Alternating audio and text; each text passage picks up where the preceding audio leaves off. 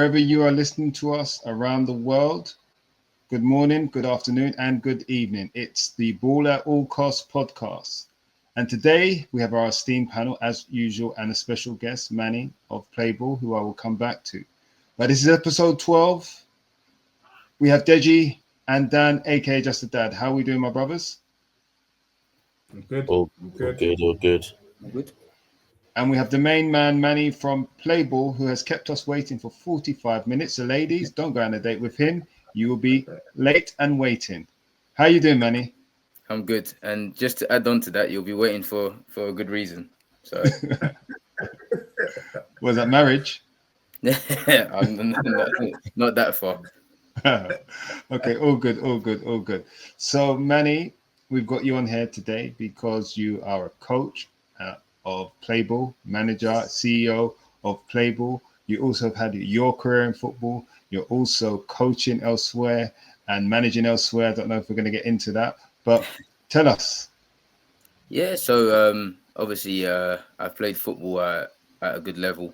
Was fortunate enough to earn a scholarship, and then obviously played pro in England and abroad. And now I'm the owner at Playball, which is a coaching company that showcases players through grassroots games as well as showcase games against academies. And I just recently got the first team job at Brimsdown, who's a non-league team in Step 6. So I think that's Tier 9 of the English League. And yes, another opportunity for young players to make their mark in men's football. Well, congratulations, a round of applause for that, because that is a recent appointment. So respect for that. You kind of just brushed that under the carpet. Yeah, just justice. And you also brushed your playing career under the carpet. We're just going to go back a step and talk about your playing career in England and overseas. You want to tell us who, where, why, what happened, how far you got, and also when you went overseas, what that looked like and what you did there, just so we can see the man behind the coach. Yeah, and just let us know your position as well, so we know, because it will be so we can make that link. But the position you played, sorry. Okay, so first of all, I play as a right back and as a midfielder. So I play in the DM role. I started playing right back towards the end of my career, but it was sort of an inverted role. So when they started doing the inverted positions as a fullbacks, that's when I started getting into that position. But so I started football quite late. I would say I started football when I was 12. Started taking it seriously, 13, 14. That's when I sort of thought, okay, I can play at a decent level. And then, played grassroots football. So I played grassroots football from 12 to 14. And then got my first opportunity at academy football with Watford, which was interesting. I didn't get in, so I got released after a trial week it ended in 10 weeks. So it was a 10-week trial period. And they simply said that we've got 2 international fullbacks and 1 international midfielder, and you're not better than them. So simple as that. Which was horrible. Obviously, getting rejected and then started doubting your ability. So I then went on to trial at other clubs. So I trialed at Spurs. Spent 1 year there, and then got told that I'm not getting a scholar, which I had the opportunity to stay and fight for my place or leave, which I left. I was advised to leave through coaches that I trusted and advisors. So left there, got offers at Wickham, Barnet, Shrewsbury Town, Wigan Athletic, and Blackpool. So they all offered me scholarship opportunities, which I chose Blackpool. It was really difficult, to be honest, because you don't really want to go up north because you don't know what it's like, especially at the time of, obviously I got it now. Nowadays, obviously everything's different.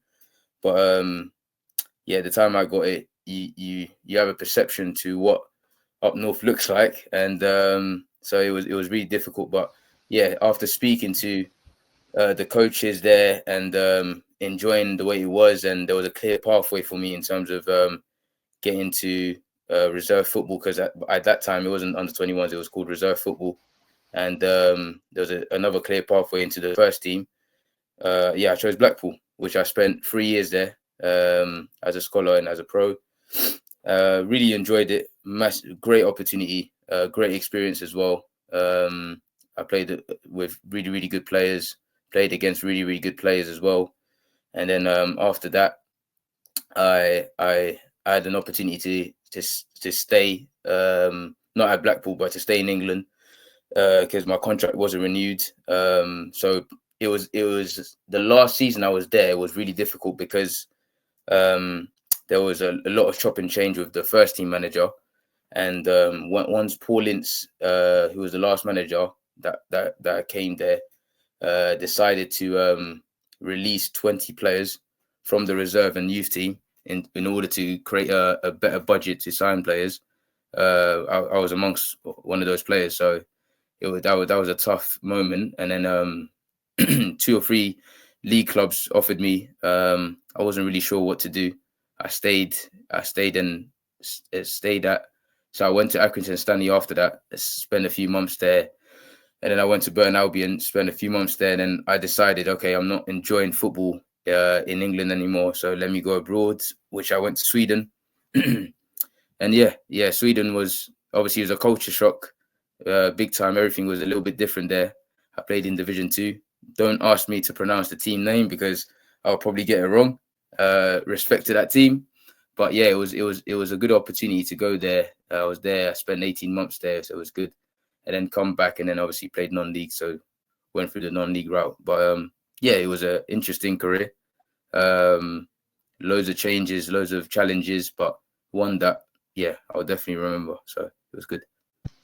Can I ask you a question, Manny? Go for it. I'll ask you 2 questions. One's a cheeky question. What was Sweden like in terms? I'm not talking about the women, because obviously people would think we're men, we're going to talk about women. I'm not talking about the women. I understand. I hear like Scandinavia is really clean, really nice. The facilities and the resources they have are really good because they have high tax. So like A&E is all good and education's great. I don't know if you experience a lot of that, but what would your overall kind of experience? What would you say Sweden was like?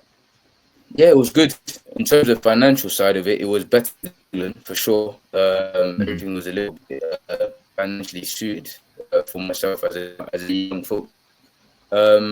The only thing that I found that was quite interesting was their perception of how to use their young players. So at that time, the Swedish FA, they decided to, in every team, you can only have 5 international players in the squad, and only 3 can start from those. So that was in order to allow the homegrown players to have their opportunities within the first team, and then to allow them to have a stronger national team, or to have a bit more of a core concept of what their national team will look like. That seems to have worked when you look at the forwards they've got now. For sure. I think in other countries as well, it's worked as well. I think they have that concept. Obviously, it's changed a little bit, but they still have that idea of that's what we're going to do. So, okay, cool. And how much would you say you love football now, or love football during your journey? And does that coincide with you becoming a coach post football? Yeah. I listen. I love football to its core. I'm a football maniac, as they say it. But I think the love it's still the same, but it changes from a footballer to a coach. So from a footballer, it's a bit more of a selfish mentality of you care about yourself. Obviously, you want the team to do well, but in order for the team to do well, you want to do better, sort of thing. So that was my mentality. And obviously, as a coach, yeah, you think about teamwork a bit more. You think about different types. So the love's still the same. I would say the mentality is a little bit different. Okay, and that makes sense. But when did you decide or know you were going to go into coaching? Good question. So it was funny. So when you're a YT, so when you're a youth team player or when you earn your scholarship, you do a few badges. So you do your level 2 at the club. So when I done my level 2 with so you don't do it with the FA, you do it with the PFA. That's the Professional Football Association. So when you do it with them, then they obviously give you feedback. It's sort of a protocol that you got to do as part of your contract. Funny enough, so after my assessment, they came back to me and said, you should really consider doing coaching after your career. Obviously, you're a young footballer. You think, oh, whatever. Listen, I want to play football. That's it. That's all I know. And so I never took it into account of obviously what they were talking about. And then it's only up until towards the end of my career in non-league, probably 2-3 years towards the end of it, I really enjoyed it. So I was coaching one of my brothers, who at the time he was at Yeovil Town, up until obviously he had a bad injury in terms of it was a life-threatening injury, so he had to stop playing football. But when he came back after he'd done surgery, I still had that mentality of you can still get back in. So he was probably he was the first one I coached properly, and I can say hand on heart, I've coached him to what he was, and I enjoyed it. And after that period, it's sort of through word of mouth. I started coaching his sort of his teammates, and then after that, you start getting other people having a look and saying, "Oh, I like what you do. Could you coach my son?" And that's sort of where it all started. And then that's when Playball started. So, okay, so whose brainchild? My last question. I'm going to throw it open to the floor, but whose brainchild was Playball, and why did you decide to create your own brand? And yeah, just tell us a bit more about how that came about. Yeah, it's the way I see and I envision how the football should be played, hence the name. And also, so I was a typical boy from the community who never had a big influencer in terms of coach from the community that can guide you through how football should be played and where your journey can take you. So I thought to myself, that's always something I want to give back. I only had that with maybe one particular coach who guided me properly, but obviously he had to end a little bit short because obviously his son was playing himself, and then he turned out like he's actually I won't name the name, but he got promoted with Burnley Football Club, so that he's going to be in the Premier League next season, which is amazing. But yeah, he had to sort of end it short. So I always thought to myself, when I do finish off my career, I want to help the young players or the young kids in the community to sort of guide them through their journey. If it's not on the pitch, it'll be off the pitch. So socially, psychologically, and obviously physically on the pitch. So,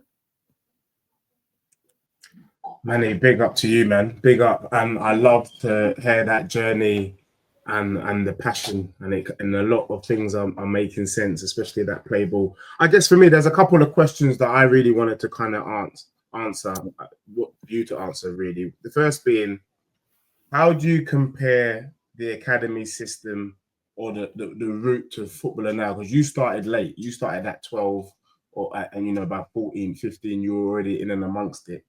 Yeah. How has things changed from your perspective? What were the demands on you then? What are the demands that you see within the system now? I guess that would be my first question, and then I'll follow up quickly straight after. Yeah, good question. I would say it's changed in terms of what football looks like. Back then, it was a bit more, I would say personally, it was a bit more to do with teamwork and skill. I think that was a massive factor. So in terms of how quick your brain sees certain pictures, kids develop differently and at different speeds. And yeah, just how quick you can take on information. I think in that aspect, it's changed. I think if you look at it now, it's sort of like they've taken the Ronaldo approach of longevity, and you got to be an athlete before actually being a footballer. You can have the talent, but if you don't look after your body and you don't become a certain type of athlete, you got no chance. So I think in that aspect it's changed. So football's a running game now. If you're not able to meet the demands physically, then I'll probably personally say 60-70% is it'll be a very, very difficult time for you if you want to achieve something within the sport. So I would say in that aspect, yeah, it's changed massively. And you talked about no, thank you for doing that, because it's something that I'm seeing and feeling. Mm-hmm. That is contrary, dare I say, to the way that you see the game, because Playball for me is that ethos of what you grew up with, which is about the IQ. Are they natural footballers? So I guess my question is, how do you navigate that balance, given that you're on a podcast called Ballatallcost? Some of the parents that surround Playball on the weekend are after that prize. The journey, the experience that you experience is the dream for a lot of our parents. So how do you navigate that balance? And then also, how do you see the game when you look at the players at your club?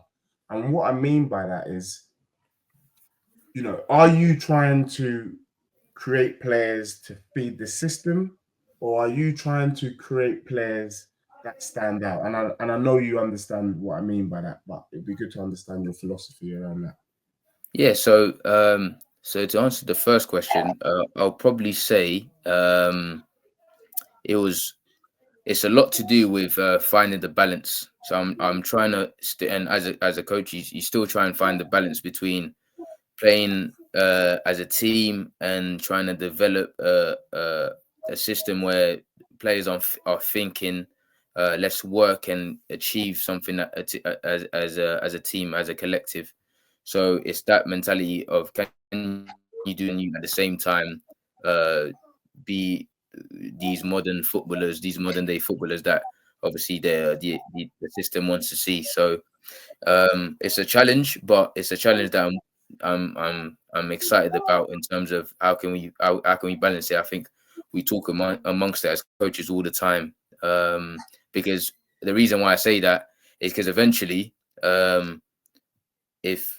and I hope obviously one of your kids make it all the way, they'll realize that, okay, 5 minutes to go, I'm about to make my debut, 85th minute, defend or keep the ball or manage the game. They don't teach you, okay, you got to be selfish or you got to do this. So you got to learn how to work as a team and win the game and get the 3 points at the end, because the 3 points at the end, in terms of first team football, in terms of 21 football, it's everything. For first team football, that's their wages at the end of the week. So if I ask any of you guys in terms of work, if you got a project, and if you got to do your project and work as a team to do it, you're gonna do it and do it collectively at all costs to the best standard, because you might not, obviously you will because of the contract, but you might not be there next year. Do you know what I mean? So it's just one of those things. So they're gonna have to learn that ethos of teamwork eventually, and can we do that early enough? But at the same time, can we not take away the individuality of the player himself? So that's sort of what we're trying to do and what we're trying to achieve at the minute. And what was your second question, Dej? And I wanted to talk about the philosophy of the academy system and how you're seeing that, and whether just your views on. Yeah, we know that there's certain types of players, it's athletic, but also there are players with that kind of IQ. So just wanting to understand that. Yeah, no, I think the academy system appreciates both type of players. It's where they see them fit. So, and it's something that everyone has to learn, because that particular academy might say no. It doesn't mean that, and I know you guys hear it all the time in terms of maybe friends or family members say it, but it doesn't mean that the player's not good. It just means that they don't fit the system, and there's not a pathway for him. So, for instance, if your son's a right back, and the academy want sort of like an attacking fullback who's an athlete who's up and down, and your son's really, really technical and can build certain pictures, in his head. They really appreciated that, and they might put him in another position where they could see fit. But because of what the pathway looks like in terms of as the age groups get older, they might not envision your son in that position. But then there might be another academy that have that type of right back where they want him to be technically very sound, and they worry about the other stuff a little bit later, because that's what all the way up to 21's first team looks like. Then your son gets signed to that academy, and it could be a bigger club than the other one. So that's why there needs to be a little bit more patient, and there needs to be understanding of what and why they do what they do, and they make those decisions. Awesome. I've got one more question, and then I'll pass it over to Dan. Yep. I guess my last question is, I speak to a lot of parents. You know some of the parents. I'm not saying them in particular, but just in general. Does it matter the cat they go into? Some people will say, you know, why don't you wait and see if you can get cat 1? I know everyone's journey is different. And everyone, it's not there's not a linear path, A plus B equals C, and this is it. But wanting to, from your personal experience, or does it, you know, I don't want to answer the question for you, but yeah, just wanted to get your view on that, and then I hand over to Dan. So say that again, Dej. I didn't hear you. You cut off there. Yeah, just you know, like I'm speaking to parents. Some are saying, should we just dive in to some of the opportunities with, you know, a cat 1 or cat 2, cat 3. Some are holding off for cat 1. Some, you know, maybe their child isn't cat 1. Maybe it's cat 2. You know, there's a whole manner of things. Just wanting your view on that. You might say, you know what, it's good to go into a cat 3, you know, and work your way up maybe, or stay there, and there's a route to the first team. Just wanting your view, because I feel like at the moment, everyone's thinking Premier League. You played at a higher level. When you drop your CV, that I'm like, right, actually, you were under Paul Ince. Paul Ince is a legend. Do you know what I'm saying? But you know, is our thinking a little bit dreamy? Is it delusional? I guess in a way, and should we be a bit more realistic with our kids? It's a tough question because football's opinions, right? It's where you see your kid, and you'll be the best judgment of your kid, but at the same time, you got a right to have that dream and have that idea of where you want your son to be. Someone could have the same opinion as you. For me, it's a false narrative in terms of cat 1, cat 2, cat 3. I think an academy is an academy. I do think that it just depends on the pathway. So for instance, there's a massive, and people don't talk about this enough, as your sons get older, you'll realize there's a massive gap in certain academies, and people realize this now in terms of 18s and first team. So if there's no 21s in between, it's your son's got to be special. In other words, he's got to be really, really good. And once he does make that professional contract achievement, then he gets sent out on loan. He could come back. Things might not work out. It's just such a big gap. And if that was sort of the fear from parents, then I would understand. But at the same time, every academy is professional. Their objective is, can we see a clear pathway into the first team for this particular player? That's how they all think. And at the same time, it's tough, because if you look at the bigger picture, and the bigger picture will be some clubs, so cat 1 clubs, for instance, once they get to a certain age group, they're allowed to buy players from other countries, and they have the money to do that. The lower teams, or the lower cats, they don't have the financial gains in order to do that, so they will still look at what they have currently registered to their club. So that's as clear as I can personally say it. It's just really tough. It's just, you got to take step by step, and then everyone develops at different paces, Dej. So your son right now could be doing really, really well, and he could have a stumbling block in between, or he could burn out eventually towards the end of his career. It's just how he's managed. and going through different types of clubs, it could help him, it couldn't help him. Personally, I don't think it helps because he plays with different types of players, but he ends up being a little bit confused. So it's just where he enjoys it and where you can see that he's one of the focus players within the club and within the age group. And once that happens, then there's a stability there, and then it's just about you as a parent encouraging and pushing on and allowing these coaches, because they are in the building for a reason, to develop these kids. Big thanks, Manny. I appreciate that still. Thank you. Dan, over to you. Oh, thank you.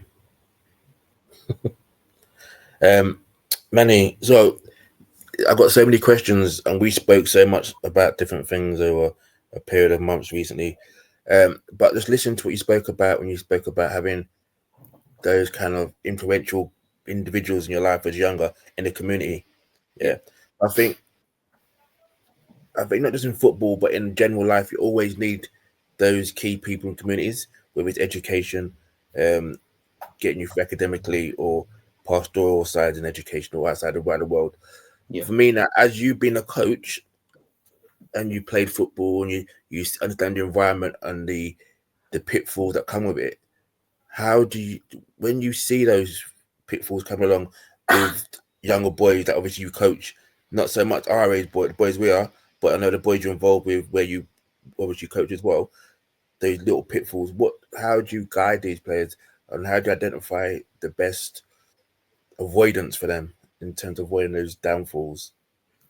Good question, Dan. I would say it's a lot to do with conversations, and it's just bringing them to a space where they were once comfortable. I know we talk a lot about getting these players in uncomfortable situations, but then can you reverse it sometimes when they have those type of situations or challenges, and then get them back in their comfortable zone just for a period, because then you know that the happiness might come back, or there'll be positive emotions, and then you take it step by step and start building them back up, because it's really tough when you have those type of pitfalls. But it's important to have someone to guide you and lead you, and that's why I enjoy doing what I do, especially with obviously the older age groups, because as you get older, decision making is more vital. I think when you're younger, because the parents are involved a bit more and their decisions are a bit more vital, but then you have a few years to sort of justify or reflect on that decision. I think as you get older, you don't have that time. So it's important to have some sort of guidance there, and someone that's been there and done it and knows how it feels. And then there's a certain strategy to take and to put in place that works.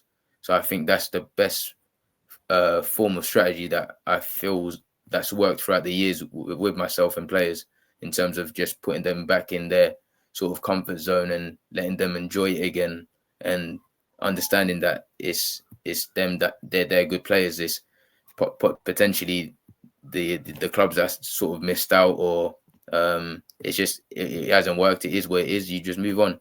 So that's the approach we take. Cool, thank you.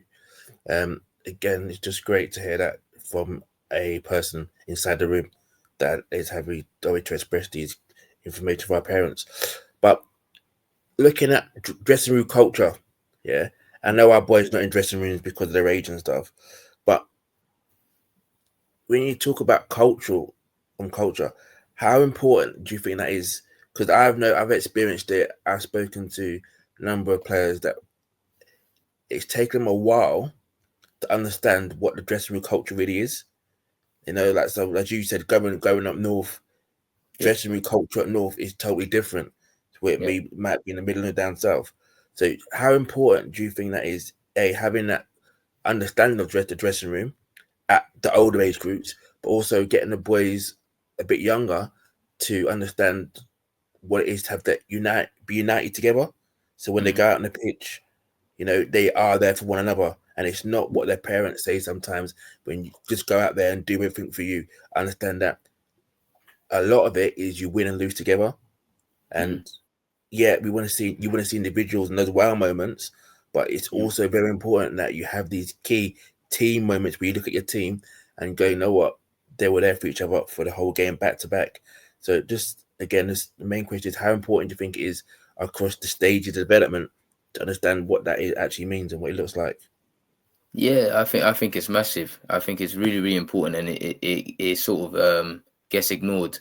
And I think when you do go and have trials with academies, I think you notice that there's so many workshops that they do in terms of the culture and different things that they work on in order to unite players with one another and teammates. And I think it's a really good point, because that's another thing that they potentially look at. I know loads of players that socially and psychologically with other players, they haven't sort of linked up, and certain academies they don't accept you for that. So I think it's something that gets overseen quite a lot, and I think it needs to get brought up a little bit more. And I think within the system, it's slowly getting embedded. But I think even in grassroots, I think it needs to be sort of talked about a little bit more and promoted more. I think it's something that I Playball, to be fair, we spoke about, and we started thinking what's different things that we could do to set them up for that, and just get them ready for that. Like you say, that change room culture, I think is important. Thanks. I've got loads of questions, guys, but obviously we spread it and everyone talking. Obviously, time's not on our side today. Yeah, I wanted to definitely tap into Cambridge and what Ryan, Andrew. Are we allowed to talk about Cambridge because we didn't mention that before? So first and foremost, I've mentioned the name. I can edit it out. Okay, we can talk about it. That's cool. So, and this is not me digging you out. This is just literally what's occurred. I've seen two boys recently come down to us that have been released from Cambridge. Obviously, can't mention any names. I don't know if you know them. They're 10s, but they seem good players. Their confidence seems low. Now, I guess that is part and parcel of the retain and release process. Do Cambridge do anything differently to other clubs that you're aware of, or what kind of contact do they have post release for boys? So what tends to happen, and I think it's at most clubs, speaking to other coaches, once they announce that obviously you won't be part of the club anymore, your contract's expired, we won't renew it, they try and form a football CV for you. They get in contact with any clubs that were potentially interested, and what they will do is they'll gather all your footage together, or they might tell you to gather it all together, and then they will just sort of promote it to other clubs to try and get you back in the system. And I know there's other clubs as well. They'll try and monitor you in terms of the safeguarding group. They'll potentially, after 6 months, try and maybe contact you to see how you're getting on mentally, if you've got a team now, or how you're feeling about everything. I know that is in place. Before it wasn't, if I'm honest with you, and it was ignored. And unfortunately, certain events within football had to happen. And the one that comes to mind was the player at Man City a few years ago when he took his life, unfortunately. And it's something that we don't speak about enough. And it's sad that something like that had to happen for people sort of to open their eyes, because these boys are human beings and they have feelings, and I think we forget that. So I think that approach needs to happen, and the aftercare needs to be in place properly for them to have the best opportunity after, and just to know that their well-being's being looked after. That's excellent. And like you say, it's unfortunate. The reason it got put in place kind of maybe on the universal scale, but the fact it's there should hopefully circumvent that happening again. And in addition to that, is there something that you guys do in terms of monitor? Are there players that you think they add this, maybe we can come back, or is it like a done deal once they're released? I think they definitely get monitored again.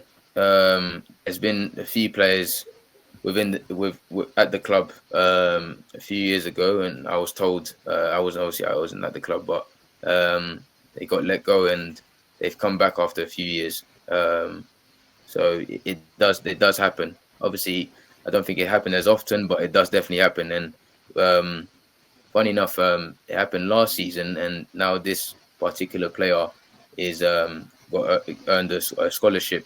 So it's just one of those things where, yeah, at that time they might have got it wrong, and then they sort of try to rectify after, and it's a 50-50 at that time, because that the parent and the player could say, no, you got it wrong, and we want to go elsewhere. It wasn't valued. Then, okay, fair enough. Everyone makes mistakes. Let's give it another go. So it just sort of goes both ways, but it definitely does happen. Definitely does happen. Cool. And I think it's important that parents understand this, right? Because now is the tricky time. Feeling sorry for a lot of boys. Some boys got the excitement. Some boys have just been offered, right? Yeah. And some boys have been in the system officially for 2 years, and some even longer in and around the system.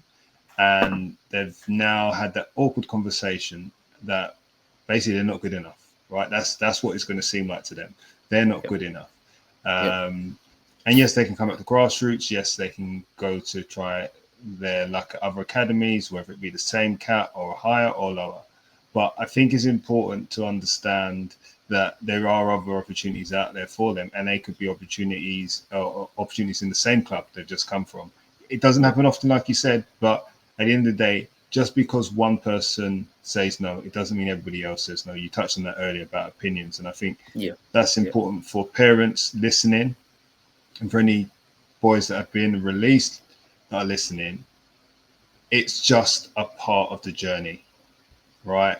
And if you love the game, and that's why I asked you earlier, how much do you love the game? Because obviously you had ups and downs as well, like most footballers, right? And you remain within football regardless. And it's about how much you love the game. And I always said, and I've said on this pod before, I like to think I've given the gift of football to my son. And there's going to be lows, but there are highs. And it's about how much you love the game that will keep you going in the dark times. So, yeah, it's good to understand that. I'm going to hand back over to Deji, because I know Deji's got some questions. But no, please continue if you have something to add. Yeah, no, just to add to that, Andrew, and I'm glad you said that. Just to add to that as well, I think what parents don't understand as well is it's a voting system. So it's more than one person in the room making the final decision. Unfortunately, it might be that one person telling you the outcome, but it's a collective, because what tends to happen is, if it's someone's opinion, it could be highly wrong as is highly right, and it's happened before. So what they put in place now is it's a group meeting, and it's a discussion, and then it's a vote, and the vote could be unanimous, it could be 50-50, it could be do you know what I mean? So then there's the meeting, and then obviously the outcome happens. But it's a really good point that you've added. People can make mistakes, and you just have to be bold enough to admit the mistake and try and rectify it. Yeah, definitely. Yeah. Dan, you want to go? Sorry, quick one. Sorry, and it's not so much a question, it's just to reiterate what you said about mental well-being and stuff, and obviously just let everyone know that this week is actually Mental Health Week, and it's not about struggling on your own. And obviously my area of work is mental health is a massive thing, as well as safeguarding. So just, if anyone's struggling out there, guys, it doesn't matter who it is, pick up the phone to send a text. Don't be scared to share your emotions. This is a hard time for everyone, and that one conversation could change your life, make it for better. So, mental health is just as important as your physical health. I always say that. So guys, it's an important time in the world. Okay. So just make sure we're there for each other, and then that's what it is, really, just touch on the mental health, what we spoke about. And I think it's a big thing to make sure that everyone's there for each other. It's not just a one size fits all either. No, big up Dan for that. Big up as well. And I think, I agree. It's definitely very, very important, and make sure. I think we should put in the description definitely key contacts as well that people can tap into as well if they are looking out for support.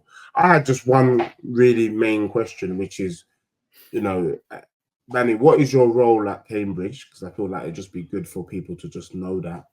And then I guess it would be good to talk about this exciting news about, well, let's talk about Cambridge and then we'll talk about your new role. Yeah, so at Cambridge, I'm the under 15s lead coach. So I organize the games, the team, the lineup. I delegate with the phase lead, who's my boss, and then I assist with the under 16s as well. But at the same time, being at the club, I try and get to know the foundation phase quite a lot and the staff there. And then at the same time, obviously the YDP phase and the PDP phase. So I'm the lead at the 15s, but I'm everywhere, sort of thing. I try and put my fingers in every department. So Manny, sorry, Dej. Acronyms, for those that are not familiar with the acronyms, can you explain what those acronyms are? So FDP is Foundation Development Phase. YDP is the Youth Development Phase. So the FDP phase is from under 7s to 11s, and then you got the YDP, 7s to 12s. Then you got the YDP, which is 13s to 16s, and then you got the PDP, which is a professional development phase, which is youth team football. So it's from under 16s to under 18s, but it's called youth team football. So it's under 18s football, basically. Thank you. Sorry, Desh. No. I think that was we needed that, and I guess you're in charge of that kind of poignant phase. So just quickly, Manny, you've been there. I don't know, just over a year or so, or maybe even 2 seasons. Quickly, what have you learned whilst being there, and how has that shaped your new role, where you're going to be a head coach of this team? Because clearly the skills, and you've been doing a great job. And maybe how that's also influencing the direction in terms of Playball. Yeah, so being there, I think it's a question, Dej. I think obviously you develop as a coach naturally on the pitch.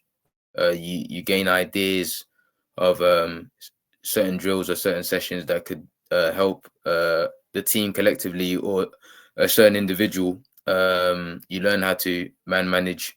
How to manage players and their emotions and feelings. You learn how to delegate that, how to delegate a team. So obviously when you do grassroots, sometimes you're there by yourself as a coach, but then when you're going into the academy phase, you got the analysis team, you got obviously the physio, you got your assistant coach, you got yourself, and then you got the head of coaching that could be watching, that could be giving feedback. And then you could have the academy manager. So it's a team basically. So you learn how to delegate what works best for the team, and then you got to decide as the lead coach. So yeah, it's been a good experience so far, and hopefully, obviously, it continues. And I think it's helped with Playball in terms of like I said to you before, finding that balance between building a team, understanding what teamwork is, and building a player individually, and being a bit selfish in that aspect. So sort of thinking as a footballer like I used to. So how to put the two together to make the ultimate player, and then for them to push on. So I think Cambridge has helped in that aspect, and has reminded me that you've got to build a team or a team mentality with these players, but at the same time they have to have that selfishness about them as well in order to make it. That's my question is, we had the announcement this week on Brimsdown. How did that come about? I'm seeing that you've got some big teams in your league. You've got the likes of Hackney Wick, you've got the likes of Hutton, all of these type of teams. So it's not it's not small fry, to say the least. It's going to be some big battles.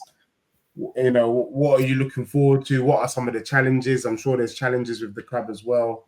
If you just like to share that, because one of the things that I'm loving about the conversation is you've been there, done it, but also you're in the system. You understand the phases, the journeys that we're going to be going on to hopefully, and then also now you've got having the experience of managing your own team, players not liking you, players being benched, players that you need to keep in your team in order to progress. That is it's a headache. It's a headache that I'm glad I don't have to deal with. But only special, it's reserved for special people like yourself. So yeah, just talk us through that, if you don't mind. Yeah, and I'm glad you said that. It's sort of it's like it's a maniac system where you got to be a bit crazy to do this type of job, because like you said, there's a lot of people that enjoy working with you, people that don't like you and dislike your opinions about things, and people that generally just hate you because you're not playing them. Yeah. So, but yeah, first off, obviously, I would just want to say thank you, obviously, to the chairman at Brimsdown, because obviously he's sort of put his trust in me. So big thank you to him. And it was funny. So obviously I've been doing the 18s at Redbridge for the last few years, and thanks to Redbridge as well for trusting me. And it was sort of we had a special group at Redbridge, really special group, and it was time for them to obviously move on, and it just didn't sit right with me, Dej, that some of them weren't sure what they were doing. Obviously, it happens, and the path that they were gonna do, well, the path that they were gonna go, they weren't sure, and I don't think it's helped a lot, because a lot of them are really good players and they just missed out on certain like scholarships or whatever at professional clubs, but it's not over.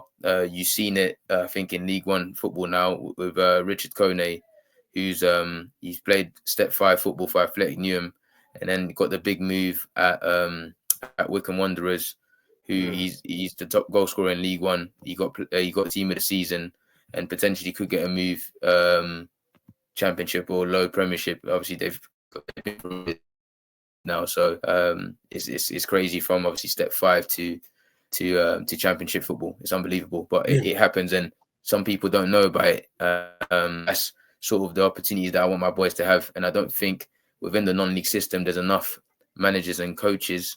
There is some, but there's not enough that understand the game and understand that with these young players that are really talented, how to guide them through that professional system.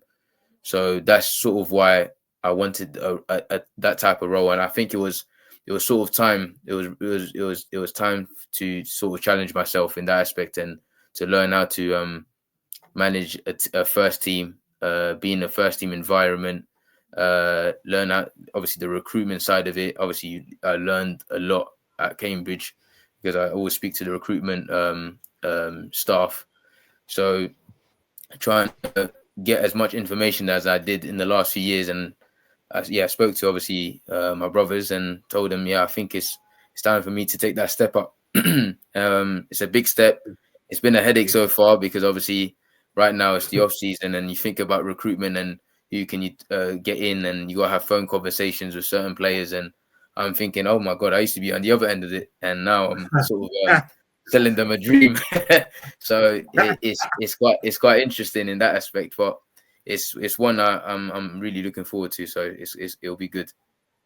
I think just knowing you and your calm nature, but also your ball knowledge, I think you're the best person for the job, and I'm excited for your future, Manny. I feel like there's no limit to how far you can reach. And I'm just looking at Andrew and Kaylin, and I think if we time it right, you could be in the Premier League by the time our boys are ready. So I don't know if you remember this conversation. Hint, you know what I'm saying? I'm calling you. Well, I'll tell you one thing, Dej. I'll tell you one thing. I think Andrew will be the toughest negotiator of all of these. Oh, come on. Why do I have this stigma? I think Dan will be a lovely conversation. I think Dej, we'll just talk about other stuff eventually. I think Andrew will be the engine negotiator. It's Now we only got the same lovely. birthday, right? I know, exactly. I think that's what will clash. Manny, it's only lovely if my son's getting what we need to get. If it's not happening, it's not a lovely conversation.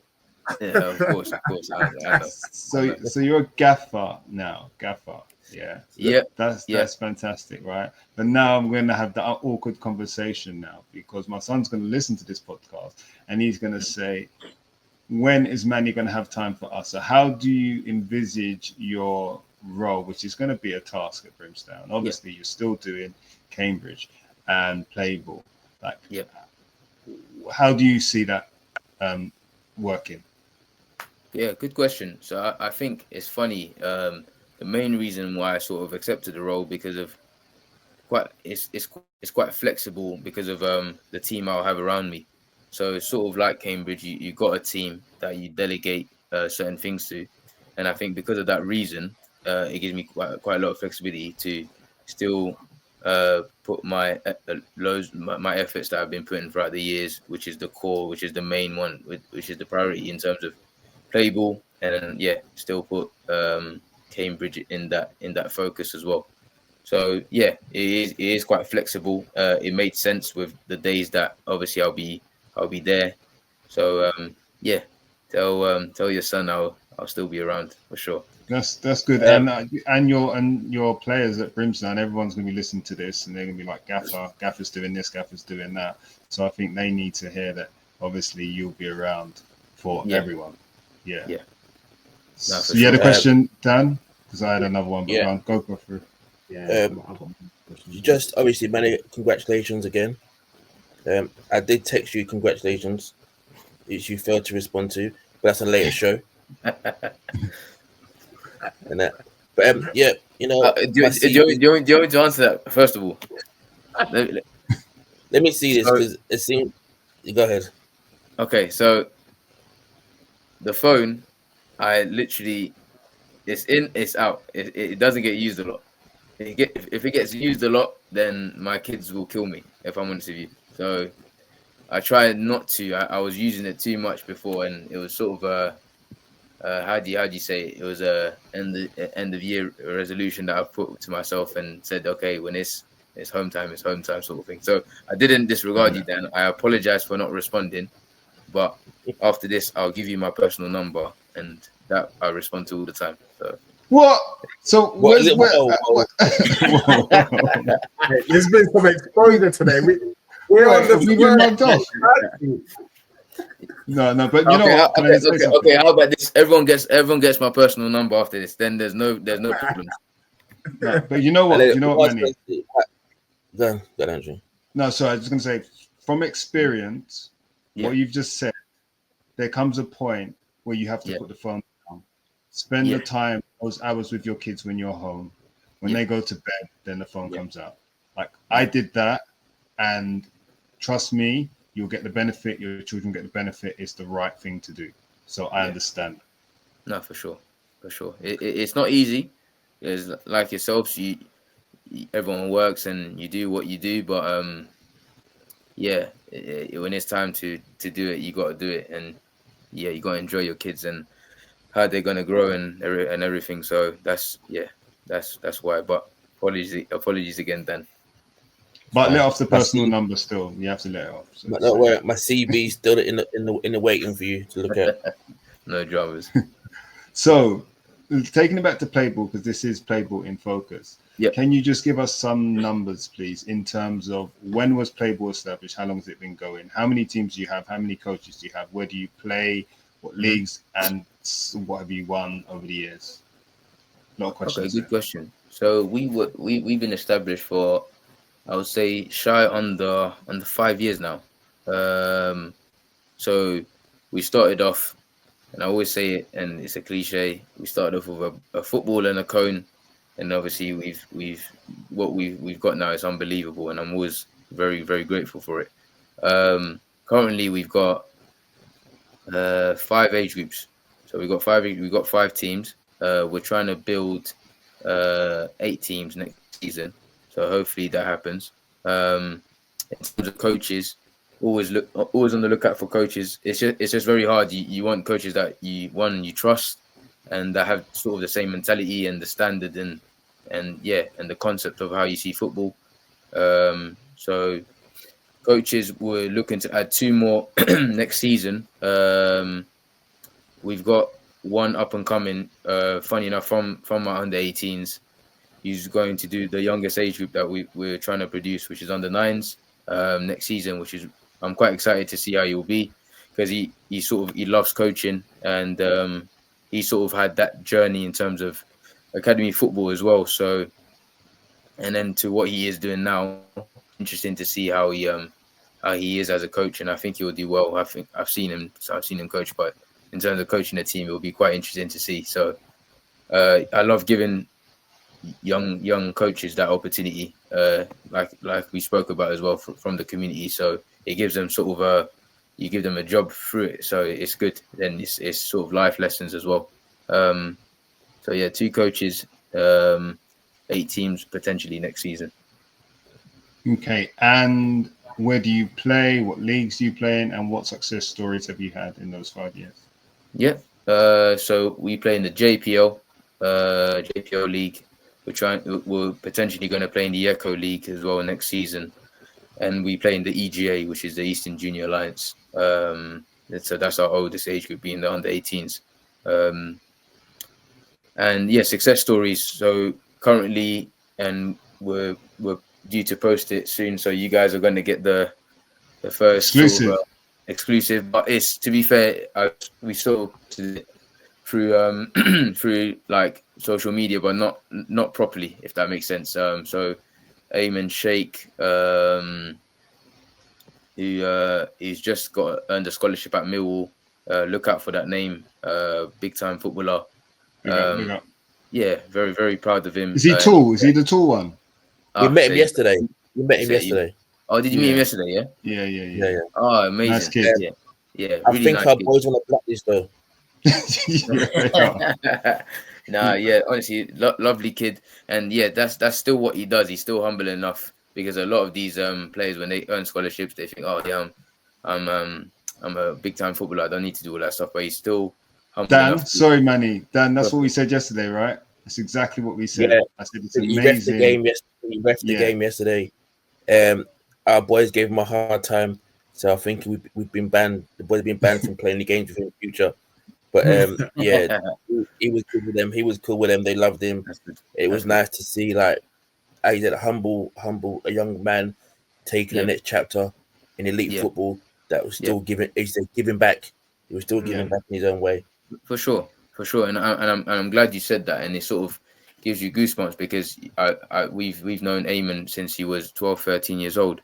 So to be part of his journey and to help him through all of that, the trials and tribulations that he's been through, it's amazing. And yeah, and he's a boy that looks after himself, looks after his family as well. So yeah, doing the refereeing is something that he's wanted to do, not only obviously for financially, but in terms of just life lessons and life skills that he wants to learn.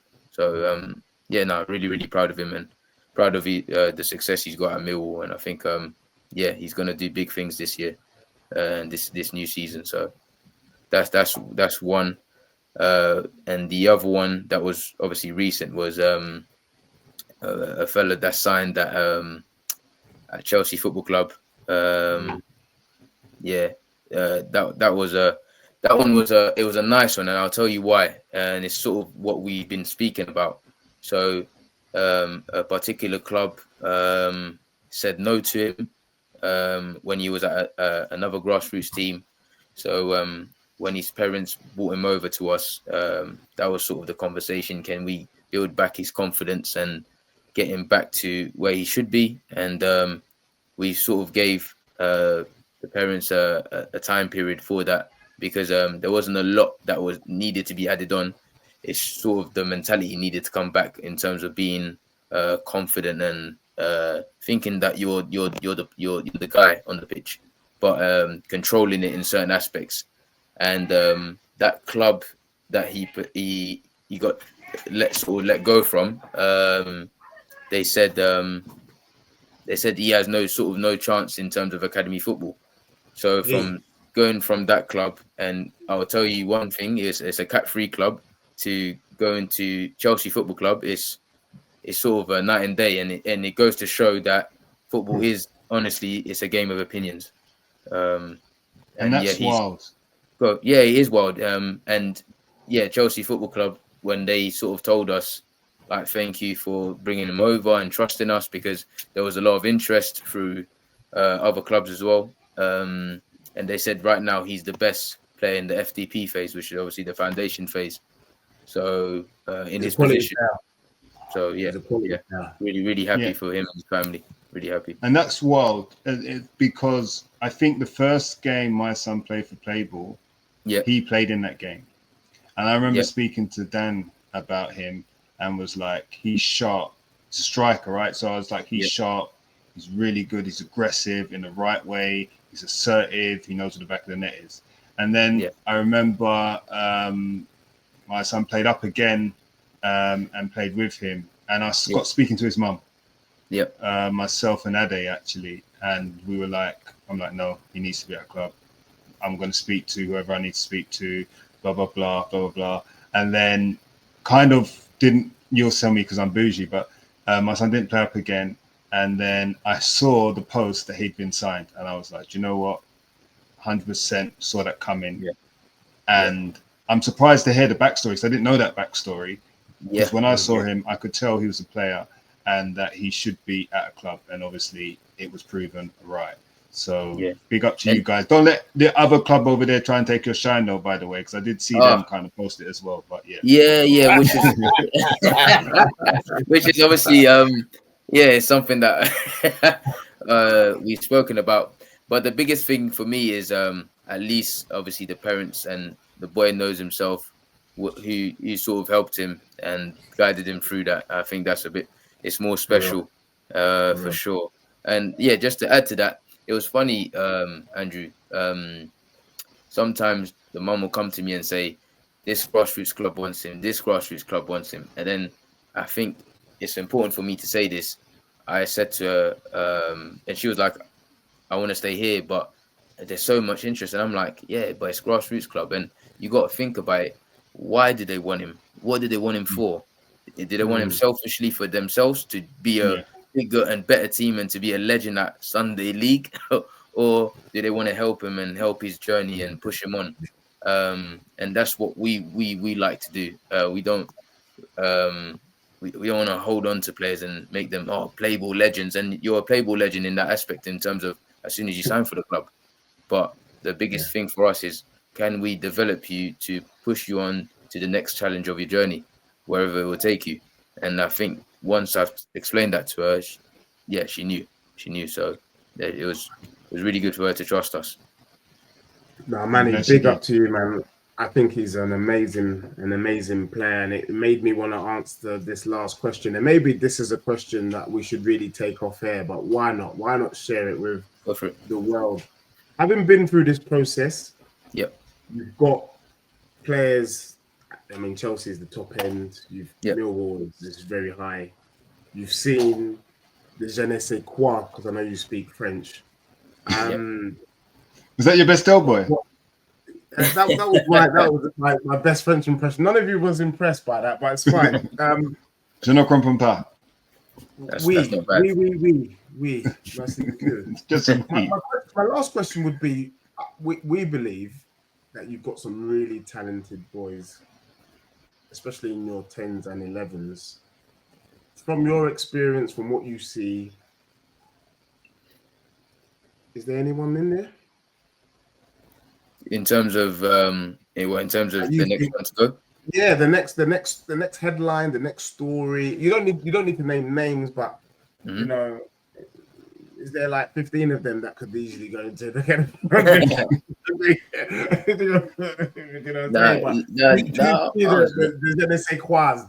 Yeah. You know, potentially with time, there could be another Playball announcement.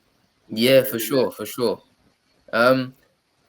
And I'll answer it a bit more in depth. Football's a funny game. I remember one incident, and he's gonna kill me. He's gonna kill me for saying this. So we had a player that came over to us. That funny enough, Eamon brought over.